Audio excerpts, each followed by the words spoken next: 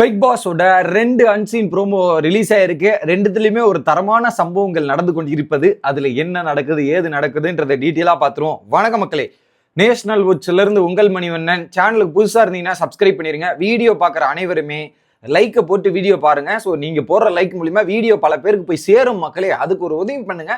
இப்போ கண்டென்ட்டுக்குள்ள போயிடலாம்.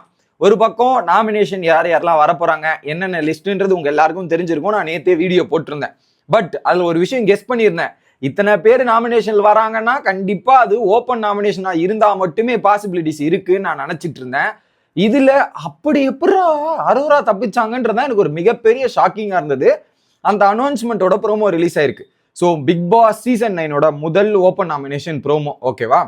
அதுல அரோரா பார்வதியை, ஸோ அரோரா ஏன் பார்வதி நாமினேட் பண்ணியிருப்பாங்கன்னு போது, அந்த கேம் ஒன்று இருக்கு இல்லையா, போன வாரம் லாக்கர் கேம்ல சுயநலமாக செயல்பட்டார் அப்படின்றதுக்காக நாமினேட் பண்ணியிருப்பாங்க. சுபிக்ஷாவும் பார்வதி, விக்கல்ஸும் பார்வதி, கெமியும் பார்வதி. ஸோ கெமி என்ன சொல்றாங்கன்னா, பார்வதி சுயநலத்திற்காக நீங்க நிறைய விஷயங்கள் பண்றீங்கன்ற மாதிரி எனக்கு ஒரு ஃபீல் ஆகுது அப்படின்றது. கண்டிப்பா பார்வதி பண்றாங்க தான், யாரு இல்லைன்னா. அவங்களுக்கு அவங்களோட நலன் தான் முக்கியம். மற்றவங்களோட நலனை பத்தி நான் ஏன் இங்க ஃபோக்கஸ் பண்ணணும்? அதெல்லாம் எனக்கு அவசியமே கிடையாது. நான் நல்லா இருக்கணும், நான் கேம்ல ஜெயிக்கணும் அப்படின்றது தானே. ஸோ இதுக்கப்புறம் சுயநலமா யோசிக்குது, பிரச்சனை இல்லை. அதுக்கு முன்னாடியே அது டீமு, இப்பதான் டீமே கிடையாது. நம்மளை பத்தி நம்ம யோசிச்சு போனா நல்லது அப்படின்றத அவங்க பாக்குறாங்க. பார்ப்போம். அடுத்து கமருதீன் விக்கல்ஸை நாமினேட் பண்ணாம பாருங்க. இதுதாங்க மிகப்பெரிய எனக்கு ஷாக்கிங்கா இருந்தது. எப்படா கமரு அப்படின்ற மாதிரி தான் நானும் ஃபீல் பண்ணேன்.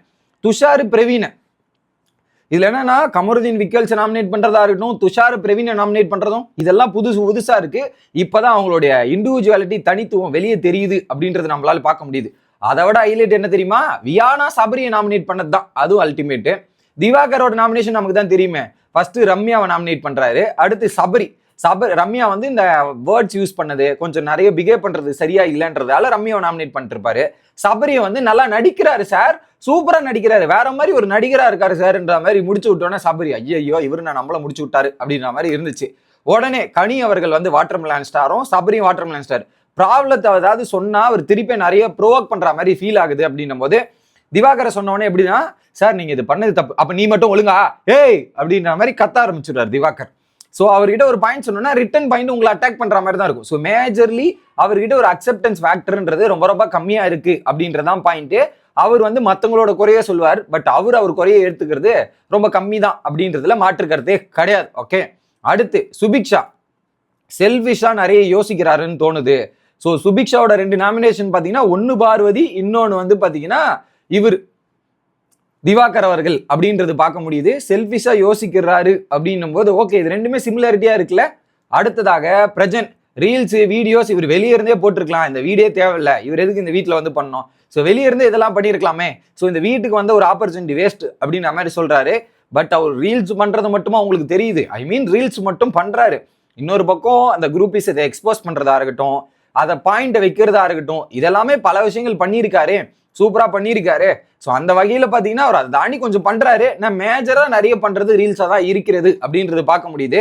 ஸோ ஓகே, நிறைய பேர் இப்போ ஓப்பனா பேச ஆரம்பிக்கிறத பார்க்கும்போது நல்லா இருக்குங்க. சூடு இப்பதான் பிடிக்க ஆரம்பிக்குது. பிக் பாஸ் சீசன் 9 சூடு, அந்த கணம் எல்லாம் இப்பதான் டப்பு டப்பு டப்பு டப்புன்னு மேற ஆரம்பிச்சிருக்கு. பார்க்கறதுக்கு நல்லா தான் இருக்கு. இது வீடியோ, ப்ரோமோ. அடுத்து ஸோ 2வது ப்ரோமோ என்னன்னா, வந்திருக்கிற வைல்ட் கார்டு வச்சு செய்ன்னு செஞ்சாங்கல்ல உள்ள இருக்கிற கண்டஸ்டன்ஸை, இப்ப திரும்பி கொடுக்குற நேரம்ன்ற மாதிரி பிக் பாஸ் ஒரு வாய்ப்பு கொடுக்குறாரு. உனக்கு வந்தா ரத்தம், எனக்கு வந்தா தக்காளி சட்னியா? எப்படி உனக்கு வந்தா ரத்தம், எனக்கு வந்தா தக்காளி சட்னியா அப்படின்றதான் டாஸ்க் லெட்டரோட பேரு. வைல்டு கார்டை பத்தி 4 பேரோட பத்தி ஃபர்ஸ்ட் இம்ப்ரெஷன். ஸோ இந்த 4 வைல்ட் கார்டை நீங்க பார்த்துருக்கீங்க, உங்களுக்கு என்ன இம்ப்ரெஷன்லாம் தோணி இருக்கு அதை ஓப்பனா சொல்லுங்க அப்படின்றது தான். நீங்க இதை ஒரு ஃபர்ஸ்ட் ப்ரோமோ பார்த்தோம்ல, பார்வதி 4 வைல்ட் கார்டை வச்சு கிளின்னு கிளிக்கிற தருணம் பார்த்தோம்ல, அதனுடைய தருணங்கள் இதுதான். அதை தான் இங்க போட்டிருக்காங்க. ஓகே, ஃபர்ஸ்ட் சுபிக்ஷா வரும்போது ரொம்ப ஃபயரா வந்தீங்க, இப்போ அந்த ஃபயர்லாம் அமிஞ்சு போய் காலி ஆயிடுச்சுன்னும் போது, ஸோ எல்லாம் வரும்போது நாள் வெளியே இருக்கிற கான்டென்ட், வெளியே இருக்கிற ரிவ்யூவர்ஸ் இவங்க எல்லாம் சொல்றதை பார்த்துட்டு வரதால அவங்க நல்லா தான் ஃபயரா தான் இருக்கும். நாள் போக போக தானே தெரியும் இவங்க தேருமா தேராதா, டம்மி பீஸா வேஸ்ட் பீஸான்றது போக போக நம்ம பார்க்க தெரியும். ஸோ அந்த வகையில இப்போ ஓகே, இட் வாஸ் குட். போப்போம். அடுத்து வினோத் உள்ள வந்தப்ப, அப்புறம் எல்லாம் அப்படியே உள்ள வந்தப்ப ஒரு மாதிரி இருந்தீங்க. இப்ப அப்படியே குழந்தை மாதிரி மாறிட்டீங்க. ஸோ எனக்கு வேற முகம் இருக்கு, 2 முகம் இருக்குன்ற மாதிரி. ஸோ ஃபர்ஸ்ட் வரும்போது ஒரு முகம், இப்ப வந்து நான் வேற முகம் அப்படின்ற மாதிரி இருக்காங்கன்ட்டு.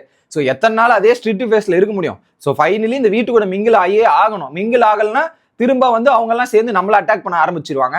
ஸோ அதை இப்படியே வச்சுட்டு இருக்க முடியாது. ஸோ அதுல எல்லாமே காட்டணும்ல, இது ஒரு பக்கம். ஓகே, அடுத்து விக்ரம், நான் கத்தலை, நீங்க என்ன கத்த வைக்கிறீங்க, நான் அப்படின்ற மாதிரி சொல்றாரு. கரெக்ட், விக்ரம் சைலண்டா இருக்காரு. இது வரைக்கும் விக்ரம் கத்தி பார்த்ததுல அந்த சாப்பாடை கொடுத்துருங்க அப்படின்ற மாதிரி மட்டுமே கத்திருக்குமே தவிர்த்து அவர் கத்தி வெளியே வரணும். விக்ரம் கிட்ட அவங்க சொல்ல வர கருத்து என்னன்னா, நீங்க சேஃபா இருக்கீங்கன்றதான் வீக்கெண்ட்லயும் சொல்றாங்க, இங்கேயும் சொல்றாங்க.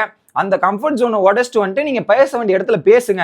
உங்களை கத்தணும்னு அவசியம் இல்லை, விக்ரம் அவர்களே கத்தணும்ன்ற அவசியமும் கிடையாது. நீங்க என்ன பண்ணணும்னா, அதுல கத்தாம கூட உன் பாயிண்ட் அழகா வைக்கலாம். அதை வந்து தெளிவான முறையில வச்சீங்கன்னா ஸ்கோர் பண்ணலாம் அப்படின்றதான் சொல்றாங்களே தவிர்த்து நீங்க கத்தணும்ன்றது தான் அவங்களோட எக்ஸ்பெக்டேஷன் இல்லை.